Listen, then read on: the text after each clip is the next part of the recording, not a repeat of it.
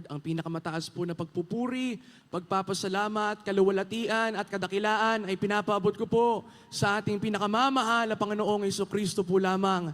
Double honor and respect po sa ating pong dearly beloved and honorable parents in the Lord. Hindi po natin makakalimutan ang mga ginintuang turo at aral ng ating pong kagalang-galang at minamahal na pastor, Evangelista Wildy Estrada Almeda, the end-time prophet of our loving God. At sa atin pong minamahal at iginagalang na assistant pastor, Lina C. Almeda. Greetings, love, and respect po ay taos sa puso ko pong pinapaabot sa beloved Almeda family at pagbati rin po sa atin pong mga minamahal na kapatiran at panauhin. Happy 51st Church Year Anniversary po sa ating lahat, mga minamahal na kapatid. Nagpupuri, nagpapasalamat po ako sa ating dakilang Diyos. Year 1996, ang aking pong mahal na lola ay naligtas sa ministeryong ito through Holy Crusade na ginanap po sa San Fernando City, La Union. Meron po siyang kidney trouble. Komplikado na po ito. Siya'y bedridden na. Ngunit ang himala ng ating dakilang Diyos, siya po'y mag-isa, nakalakad, nakadalo ng krusada at gradual na pinagaling ng ating pinakamamahal na Panginoon. At naligtas po ang kanyang buong sangbahayan. Kaya year 2008 po, nakaranas po kami ng pag-iingat. Ang aking pong mahal na Papa, kasama po niya ang mga iba ko pa pong loved ones.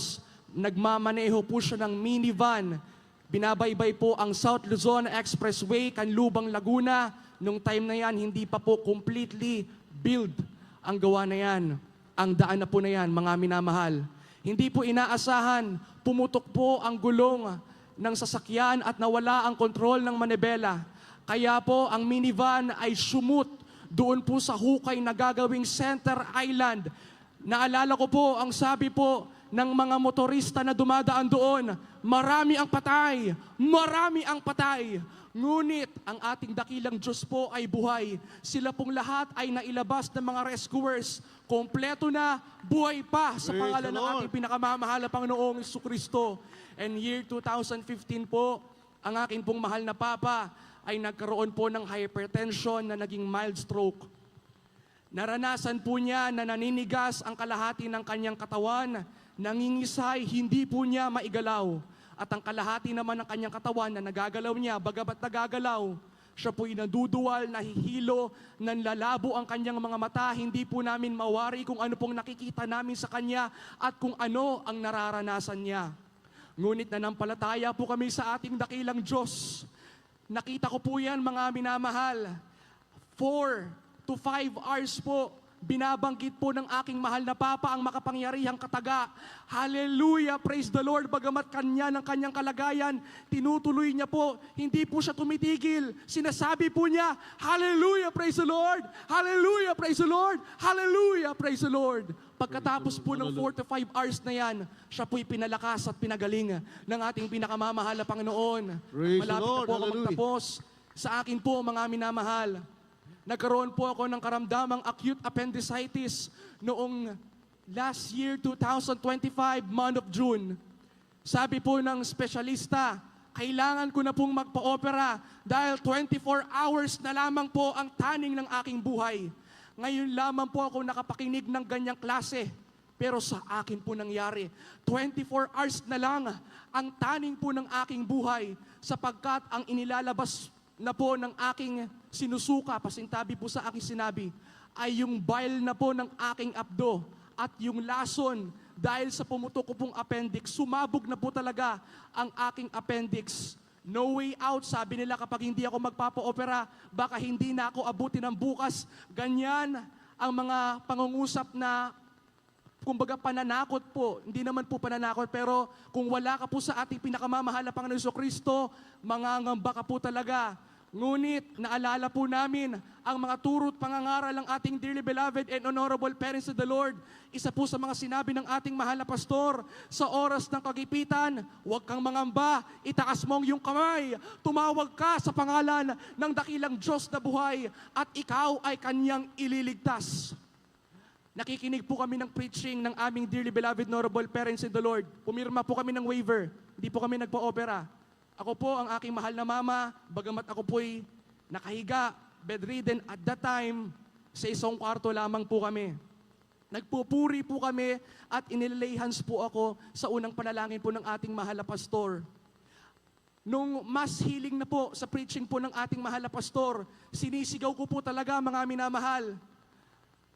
Paintulutan po ako sa Philippians chapter 1 verse 21, "For to me to live is Christ and to die is gain." Sa makapangyarihang pangalan ni Jesus, hindi po ako mamamatay. Palagi ko pong pinapakinggan yung awiting Angel of the Lord. Sabi po sa chorus, "I will not die but live to tell what He has done." Kaya isang gabi po, habang sumasakit ang aking buong katawan, pinipiga po itong buo, mga kapatid. Abang ililay hands na po ako ng aking mahal na mama, wala pong dagdag bawas. Malinaw ko pong nakita mga minamahal sa likuran ng aking mahal na mama. Isang malaking mama, maputi ang lalaking ito. Hindi ko po siya matitigan sapagkat nagliliwanag ang kanyang kasarian. Habang tinititigan ko po siya, may kuryente po na pumasok sa aking dalawang mga mata. At ako po'y iyak ng iyak sa presensya ng ating pinakamamahal na Panginoon. Sabi po ng aking mahal na mama, "Ba't nanlaki ang mata mo? Sino ang nakita mo?" Sabi ko po, "Mama, huwag kang matakot. Mabuti ang aking nakita." Dahil pagkatapos ko po siya nakita, mama, lahat ng karamdaman ko po'y inalis ng ating pinakamamahal na Panginoon. Instant po, pagkatapos po noon, ako po'y pinagaling ng ating pinakamamahal na Panginoon. Praise At hanggang the Lord, sa mga glory to oras God. na po ito, Hallelujah. hindi na po bumalik yung karamdamang acute appendicitis. Hindi lamang po natatapos po dyan. Bumalik po kami sa mahal na espesyalista para ipatingin po kung ano po yung kalagayan ng aking appendix. Pero wala po sa aming choice po talaga yung magpa-opera kahit mag-take po ng medicine. Kasi by faith po ang pinanghahawakan po natin mga kapatid. Bilang mga tunay na anak ng Diyos, nagulat po ang mahal na espesyalista na tumingin po sa aking appendix. Nagulangtang po siya, natigilan po siya. Dahil sabi po niya, rare at unusual yung kanyang nakikita ngayon. Hindi po ako nagpo-opera mga minamahal.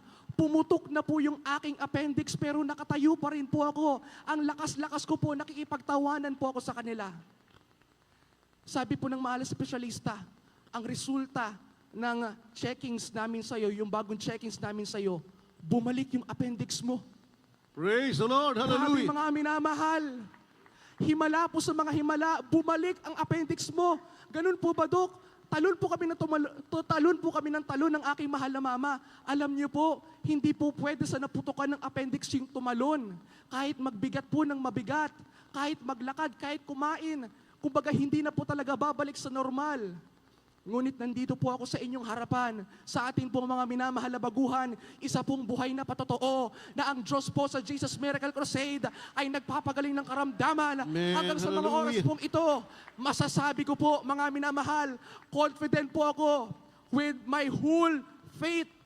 Very assured po ako mga minamahal. Wala pong nagbago sa kapangyarihan ng ating dakilang Diyos. Amen. Hallelujah. Ang panalangin po ng propeta ng Diyos ay buhay na buhay. Nararamdaman po natin hanggang sa pagbabalik ng ating pinakamamahal na Panginoon. At sa aking pong pag-aaral, last na lamang po, meron po akong isang or tatlong kaklase. Ang dalawa po sa kanila, merong bipolar disorder. Ang isa naman, homosexual. Yung una ko pong nahayuan, yung kaklase ko pong homosexual. Nadaanan ko po siya sa isang tabi. Damo-damo po yun. At nalulungkot siya, nilapitan ko siya, nakipagkaibigan po ako sa kanya, binigyan ko siya ng leaflets, natuwa naman siya. At siya po'y sumama sa pagdalo, nagpabautismo sa pangalan ni Jesus. Siya po'y bakla, binago po siya ng ating pinakamamahal Praise na the Lord. Panginoon. At sabi niya po, kinonfess po niya, Brother Jerome, alam mo ba, nung lalapitan mo ako sa mga damuhan ng panahong yon, plano ko na sanang magpakamatay. Ngunit ginamit ka ng ating pinakamamahal na Panginoon Amen. sa Hallelujah. panalangin ng iyong propeta, sa panalangin ng iyong pastor. May depression ako, bakla ako, inalis yan ng ating pinakamamahal na Praise the Lord. Panginoon. Hallelujah. At yung isa ko po pong kaklase na may bipolar disorder, nagkataon naman po, nakita ko po siya sa aming hallway. Nakapulupot na po yung tali sa kanyang leeg. At that time, magsusuicide na din po siya. Kasi bago pa man yan, sinabi po sa akin ng aking mga mahal na kaklase, sundan mo yung kaklase natin.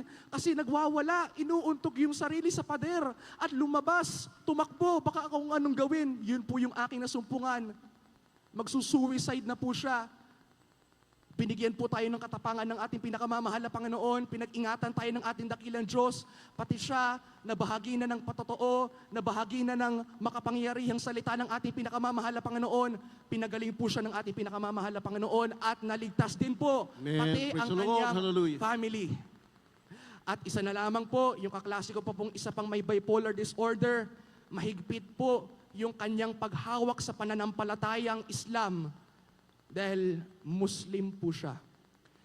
Pero dahil may karamdaman po siya, lumalapit po siya sa akin, sumama po siya sa pagdalo, siya po'y binago ng ating pinakamamahal na Panginoon yung pagwawala niya dahil may bipolar disorder po siya.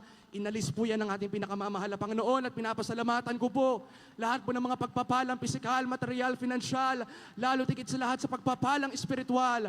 Ang lahat po ng kapurihan, pagpapasalamat, kalawalatian, kadakilaan ay sa ating pinakamamahal na Panginoong Isus po lamang. God bless us all Amen. po. Praise the Lord.